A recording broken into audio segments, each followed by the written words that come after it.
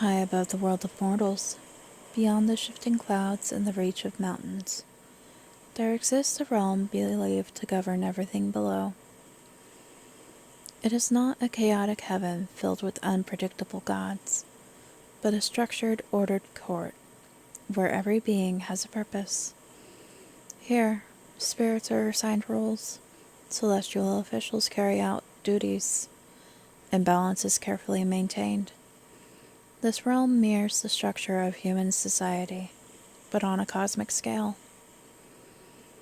At the center of it all sits a figure whose authority extends beyond comprehension, a ruler whose decisions ripple through both heaven and earth. His name is the Jade Emperor. Unlike many gods who are born into power, the Jade Emperor's story is one of transformation and ascension. His rise to the throne of heaven was not instantaneous, nor was it guaranteed. It was earned through lifetimes of discipline, compassion, and trials that shaped his understanding of the universe. His journey reflects a deeper belief within Chinese mythology that true power must be balanced with wisdom and restraint. He is not simply a king, but a judge, a protector, and a guardian of order. Through him, the universe is kept in harmony. Without him, chaos would begin to unravel everything. Throughout countless myths, the Jade Emperor appears not as a distant figure, but as an active force shaping the world. He creates systems, assigns roles, and intervenes when necessary to restore balance. His presence is felt in the rise and fall of dynasties, in the turning of seasons, and in the fate of individuals. He oversees both the divine and the mortal, ensuring that each follows its proper path. But his rule is not without conflict. There are moments when even heaven itself is challenged, and decisions must be made that carry consequences for all existences. Tonight, witches and wanderers, we step into the celestial court of Chinese mythology. We explore the origins of a ruler who began as a mortal. We witness the stories that shaped his authority, from the rebellion of dragons to the creation of the zodiac, and we follow the threads of love and loss that exist even within the heavens themselves. This is not just the story of a god, it is the story of order imposed upon chaos, and the being who stands at the center of it all.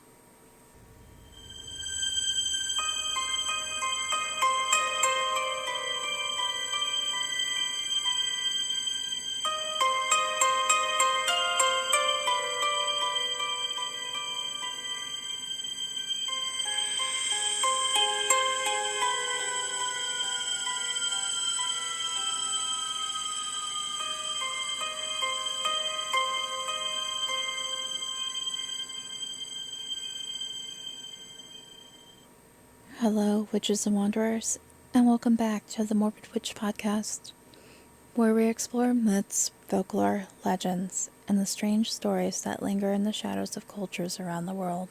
Each episode, we dive into tales of ancient gods, wandering spirits, cryptids, and powerful figures whose stories shaped the beliefs of the people who told them. These are the stories that were whispered, recorded, and passed down through generations, carrying meaning far beyond their original telling. Whether they explain the natural world or explore human emotion, they remain deeply connected to the cultures they come from. And tonight's story is one of the most important in Chinese mythology. If you're new here, welcome. And if you're a returning listener, it's always good to have you back. To all my witches and wanderers, thank you for being here and continuing to explore these stories with me. This podcast exists because of your support, your curiosity, and your willingness to step into the unknown. Every listen, every comment, every rating, it all helps these stories reach more people, and that means more than I can ever fully express. Before we begin, just a quick reminder. If you're watching on YouTube, make sure to like the video, subscribe to the channel, and leave a comment, letting me know what myth or legend you'd like to hear next. And if you're listening on Spotify, please take a moment to rate the show. Those ratings help more witches and wanderers discover the podcast and join our growing community. You can also listen on Spotify, YouTube, iHeartRadio, and Pandora. So wherever you prefer to explore the strange and mysterious, the stories are waiting. Now, let's ascend beyond the mortal world.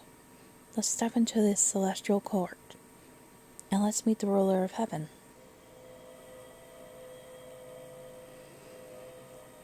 The Jade Emperor, known as Yu Huang in Chinese mythology, is often described as the supreme ruler of heaven.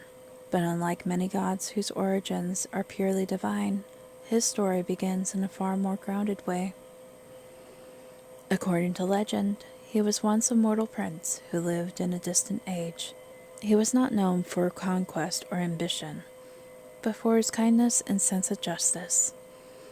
His rule was marked by compassion, and he sought to bring peace and prosperity to his people.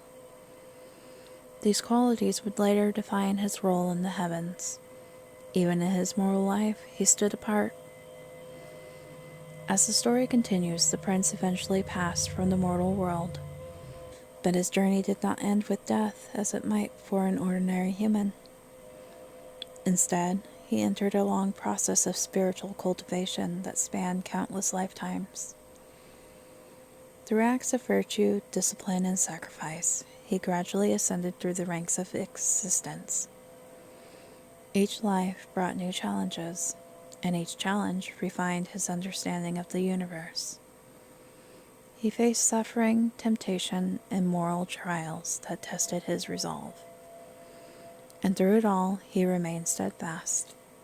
This process of ascension reflects a core idea within Chinese philosophy and mythology, that enlightenment is something earned, not given.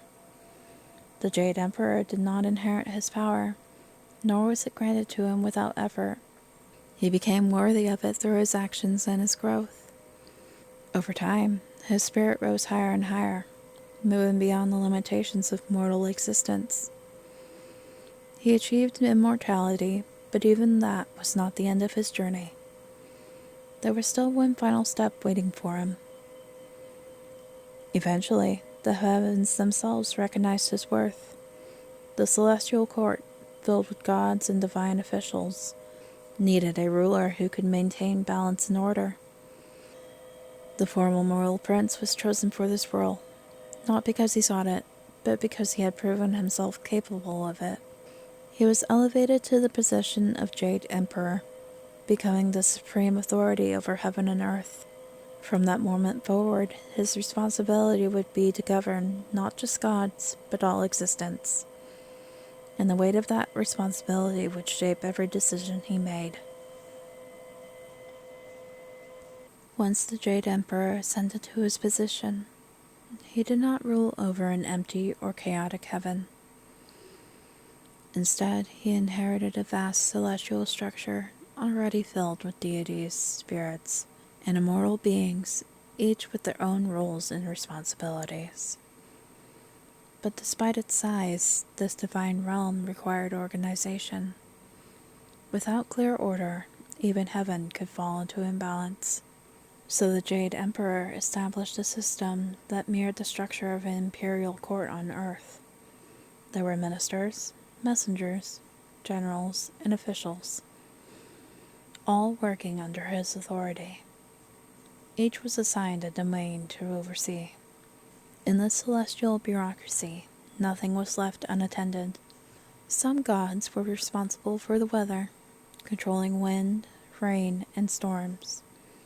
Others governed human affairs, watching over families, cities, and entire regions. There were deities who recorded the deeds of mortals, keeping track of every action, both good and bad. Even the spirits of ancestors had a place within this system, existing in a realm that remained connected to the living world. Through this intricate network, the Jade Emperor ensured that balance was maintained across all realms. Every action had consequences, and every imbalance would eventually be corrected. What makes the system particularly fascinating is how closely it reflects human governance. Ancient Chinese society was deeply influenced by ideas of hierarchy and duty, and those same principles were projected onto the heavens.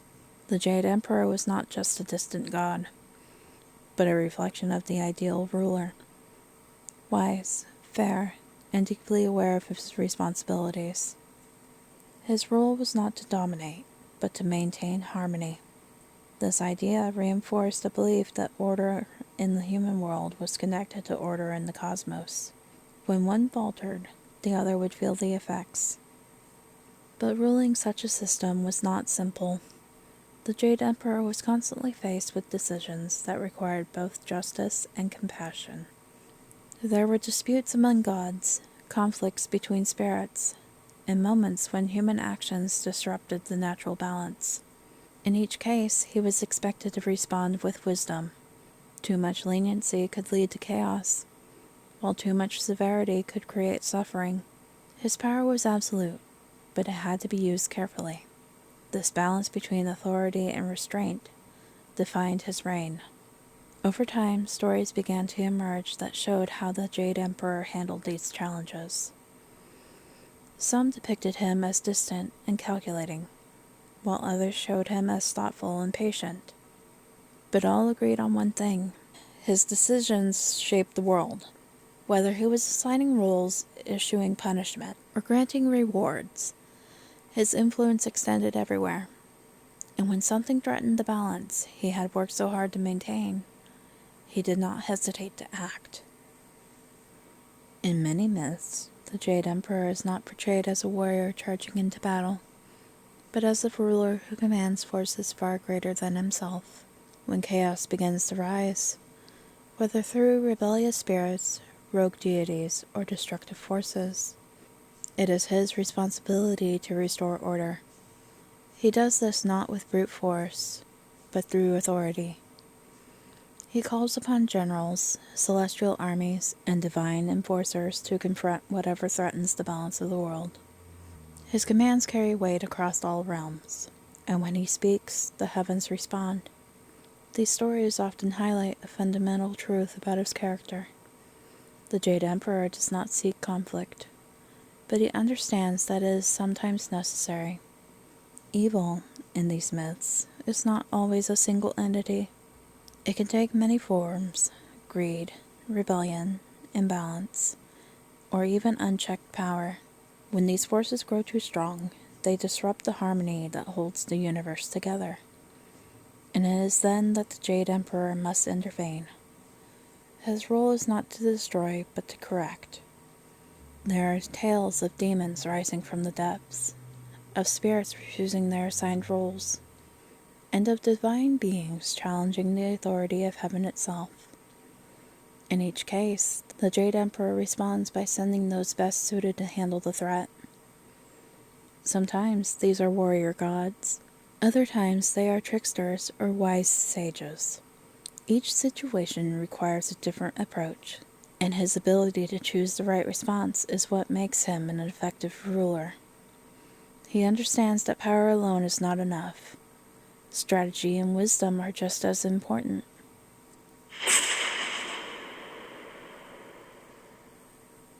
But there are moments when his authority is tested, when beings refuse to submit, or when compassion conflicts with justice. The decision becomes more difficult.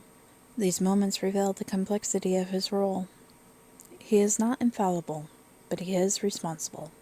Every choice he makes carries consequences, and those consequences ripple outward into the mortal world. This constant tension between order and chaos defines many of the stories in which he appears. Through these myths, the Jade Emperor becomes more than just a distant figure. He becomes a symbol of balance itself, a reminder that even in a universe filled with power and magic, stability must be maintained, and that someone, somewhere, must be willing to make the difficult decisions that keep everything from falling apart. One of the most well-known stories involving the Jade Emperor is the legend of the 4 dragons. It begins during a time of terrible drought, when the land had grown dry and barren, rivers had shrunk, crops had failed, and people were struggling to survive. The suffering spread across villages and towns, leaving many desperate for relief. The poor dragons, who lived in the seas, watched this unfold with growing concern. They could see the pain of humanity, and they wanted to help. So the dragons rose into the sky and approached the Jade Emperor. They pleaded with him to send rain to the earth, explaining that the people could not survive much longer without it. The Emperor listened, but he did not act immediately. Whether it was caution, delay, or something else entirely, the rain did not come. Days turned into weeks, and still the skies remained clear. The dragons grew restless. They could not continue to watch the suffering without doing something. In a moment of defiance, they made a decision. They gathered water from the ocean and carried it into the sky. Then, releasing it over the land, they created rain themselves. The people below rejoiced as the drought came to an end. Life returned to the fields, and hope was restored. But their act of compassion came at a cost.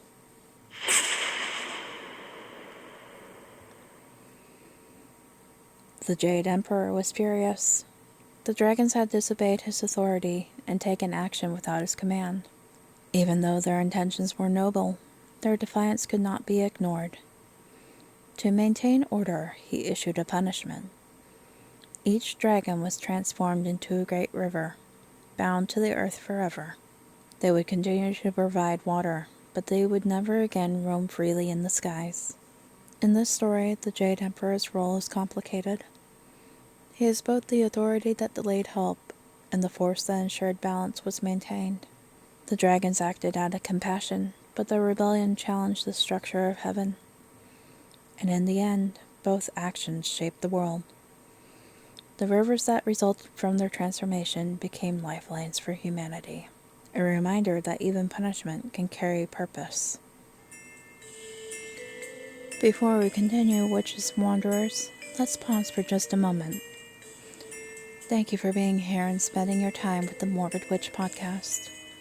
Whether you're listening late at night, relaxing at home, or somewhere in between, I appreciate you more than you know. This podcast continues to grow because of you. Your support, your curiosity, and your love for these stories. And it truly means everything. If you're watching on YouTube, don't forget to like the video, subscribe to the channel, and leave a comment. I love hearing your thoughts and seeing what stories you want to explore next. And if you're listening on Spotify, please take a moment to rate the show. Those ratings help more witches and wanderers find their way here. You can listen to the Morbid Witch Podcast on Spotify, YouTube, iHeartRadio, and Pandora. Now, let's return to the heavens. One of the most enduring stories connected to the Jade Emperor is the origin of the Chinese zodiac. According to legend, he wanted to create a system to measure time, one that would reflect both order and personality. To do this, he announced a great race. Animals from across the world were invited to participate, and the first 12 to cross the finish line would earn a place in the zodiac. It was a simple challenge, but one that would reveal much about each participant. The race itself became a story of cleverness, determination, and strategy. The rat, small but intelligent, knew it could not win through strength alone. So it convinced the ox to carry it across the river, only to jump ahead at the last moment and claim first place. The tiger followed, powerful and determined, battling the current to reach the shore. The rabbit used quick thinking, hopping across stones and logs to make its way across. Each animal's journey reflected its nature. As the race continued, more animals crossed the finish line, each earning their place in the zodiac. The dragon, despite its power, arrived later than expected because it had stopped to help others along the way. The snake used cunning to secure its position, while the horse was startled just before crossing the line. Even the pig, slow but steady, eventually made it to the end. Each placement carried meaning, shaping the personalities associated with each zodiac sign. Through the story, the Jade Emperor established more than just a calendar. He created a system that would influence culture for generations. The zodiac became a way for people to understand themselves and others.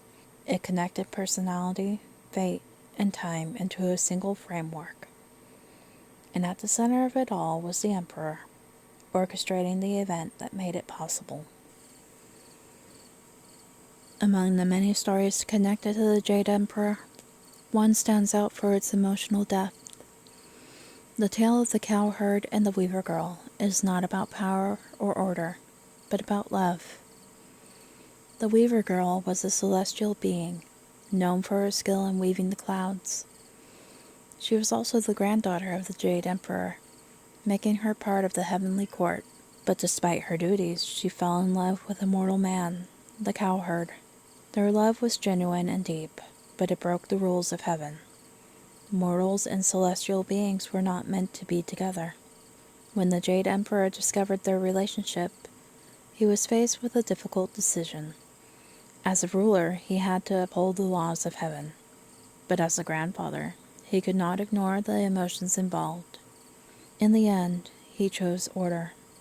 He separated the two lovers, placing a vast river between them, the Milky Way. They were forced to live apart, unable to cross the divide. But even in his decision, there was a trace of compassion. Once a year, on the 7th day of the 7th lunar month, a bridge of birds forms across the sky.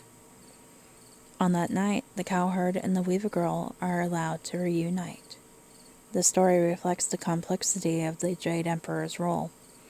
He is not simply a cold ruler, nor is he entirely compassionate. He exists somewhere in between, balancing duty and emotion. And through that balance, the story becomes one of both loss and hope. The Jade Emperor's legacy extends far beyond individual myths. He represents a fundamental idea within Chinese tradition, the belief that the universe operates through order, that there is a structure connecting heaven, earth, and humanity, and that within that structure, every action has meaning. His presence reinforces the idea that balance is not accidental. It is maintained. Through stories of creation, judgment, and compassion, he becomes a symbol of responsibility. A reminder that power must be guided by wisdom, that authority must be balanced with fairness, and that even the smallest actions can have consequences on a much larger scale. His role is not to dominate, but to oversee, not to control, but to maintain harmony. Even today, the Jade Emperor remains an important figure in cultural and religious traditions. His influence can be seen in festivals, rituals, and stories passed down through generations. He is remembered not just as a god, but as a ruler who shaped the cosmos. And in that role, he continues to exist, watching, judging, and maintaining balance. Thank you for listening to the Morbid Witch Podcast. And truly, thank you to all of you who continue to listen, subscribe, and support the show. Whether you've been here since the beginning or you've just found the podcast, you are a part of what makes this possible. Every listen, every rating, every comment, it all helps keep these stories alive. If you enjoyed this episode, make sure you're following the podcast on Spotify, YouTube, iHeartRadio, and Pandora, so you never miss a story. If you're watching on YouTube, don't forget to like, subscribe, and leave a comment. And if you're listening on Spotify, please take a moment to rate the show. It helps more witches and wanderers find their way here. Until next time, stay strange, stay spooky, and remember, the shadows are always watching.